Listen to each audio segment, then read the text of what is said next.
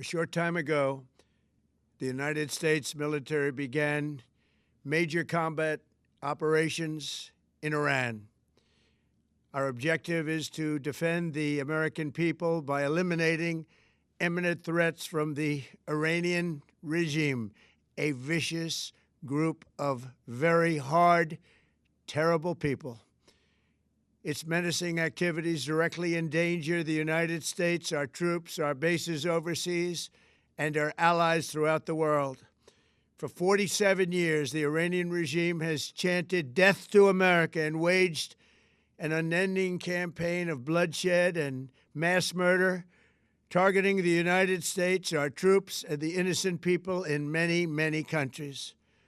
Among the regime's very first acts was to back a violent takeover of the U.S. Embassy in Tehran, holding dozens of American hostages for 444 days. In 1983, Iran's proxies carried out the Marine barracks bombing in Beirut that killed 241 American military personnel. In 2000, they knew and were probably involved with the attack on the USS Cole. Many died. Iranian forces killed and maimed hundreds of American service members in Iraq. The regime's proxies have continued to launch countless attacks against American forces stationed in the Middle East in recent years, as well as U.S. naval and commercial vessels in international shipping lanes. It's been mass terror, and we're not going to put up with it any longer.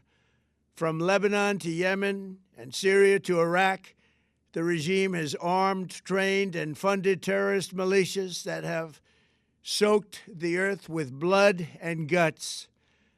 And it was Iran's proxy, Hamas, that launched the monstrous October 7th attacks on Israel, slaughtering more than 1,000 innocent people, including 46 Americans, while taking 12 of our citizens hostage. It was brutal, something like the world has never seen before.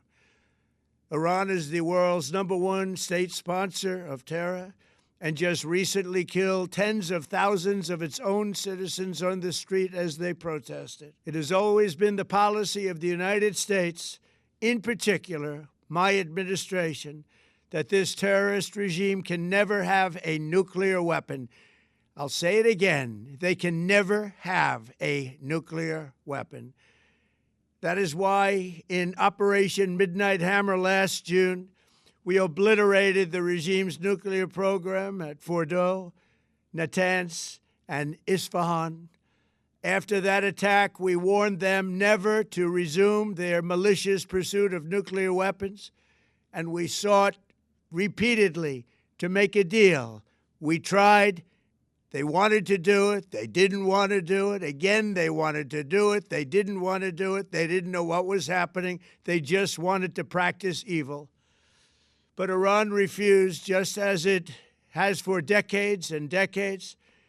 They've rejected every opportunity to renounce their nuclear ambitions, and we can't take it anymore. Instead, they attempted to rebuild their nuclear program and to continue developing long-range missiles that can now threaten our very good friends and allies in Europe, our troops stationed overseas, and could soon reach the American homeland. Just imagine how emboldened this regime would be if they ever had and actually were armed with nuclear weapons as a means to deliver their message. For these reasons, the United States military is undertaking a massive and ongoing operation to prevent this very wicked, radical dictatorship from threatening America and our core national security interests. We are going to destroy their missiles and raise their missile industry to the ground. It will be totally, again, obliterated.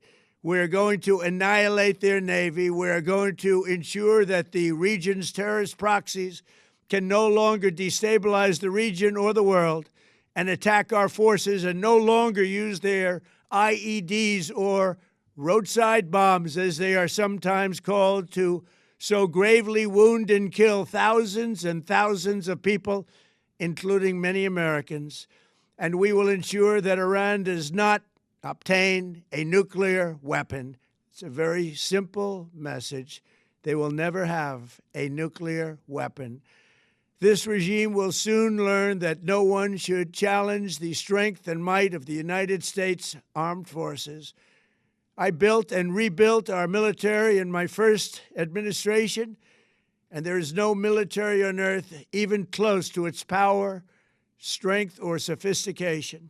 My administration has taken every possible step to minimize the risk to U.S. personnel in the region. Even so, and I do not make this statement lightly, the Iranian regime seeks to kill. The lives of courageous American heroes may be lost, and we may have casualties. That often happens in war. But we're doing this not for now. We're doing this for the future, and it is a noble mission.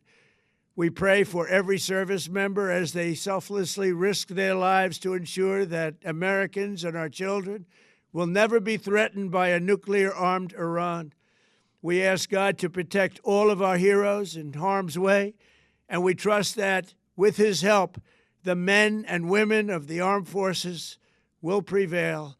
We have the greatest in the world, and they will prevail. To the members of the Islamic Revolutionary Guard, the armed forces, and all of the police, I say tonight that you must lay down your weapons and have complete immunity, or, in the alternative, face certain death. So, lay down your arms. You will be treated fairly with total immunity, or you will face certain death.